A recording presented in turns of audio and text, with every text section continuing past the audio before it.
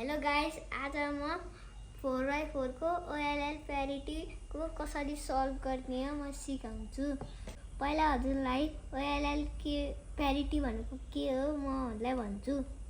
OLL parity भनेको यता यो नि मिल्यो, यो नि मिल्यो, यो नि मिल्यो, तर यो बिचको मिल्यो छैन, यहाँ त्यस्तोलाई OLL प्यारिटी भन्छ।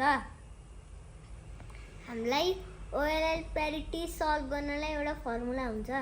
त्यो फर्मुलामा हामीलाई राइट साइड R भन्यो भने राइट साइडको दुईटा लेयर चलाउनु पर्छ, अनि L भन्यो भने यो लेफ्ट साइडको दुईटा लेयर चलाउनु पर्छ, अनि U2 भन्यो भने यो माथिको देख्नुभयो, यो माथिकोलाई दुईचोटि चलाउनु पर्छ। ल स्टार्ट गरौँ। U2 गर्ने, अनि त्यसपछि क्युब तल लिएर जानुपर्छ, अनि त्यसपछि R U2, अनि त्यसपछि फेरि R U2, अनि त्यसपछि फर्स्ट स्टेप डन। सेकेन्ड स्टेपमा हामीलाई के गर्नुपर्छ भन्दा R डाउन U2, अनि त्यसपछि L डाउन U2, अनि R डाउन U2, अनि त्यसपछि हामीलाई सेकेन्ड स्टेप नि डन।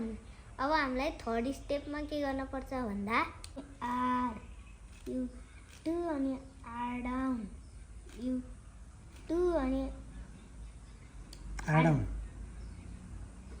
भयो गाइस। अब यहाँ OLL प्यारिटी सल्भ भयो। अब म यहाँ OLL प्यारिटी सल्भ भएको, अब अरू सबै मिलाउँछु। सल्भ भयो अब OLL प्यारिटी, अब अरू मिलाउँछु।